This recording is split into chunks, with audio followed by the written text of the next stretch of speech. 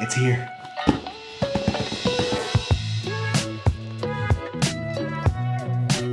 It has finally arrived, the Blackmagic Cinema Camera 6K full frame.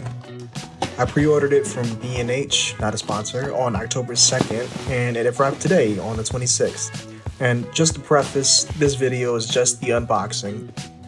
I'm coming from the Blackmagic Pocket 4K, and I use the Pocket 6K Generation 1 for work.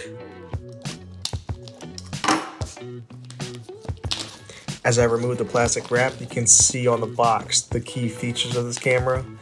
The main takeaways are the full frame sensor, the OLPF, and the open gate shooting.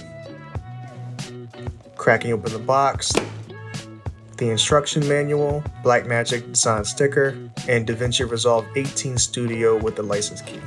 The 2-pin Limo power plug, a NPF 570 battery with Blackmagic's branding on the label, the strap that I'd never used, international plug adapters. Now for the grand reveal. There's a battery charger for the NPF 570 along with a micro USB cable. This looks like a very generic charger, by the way. Okay, for real, now the reveal.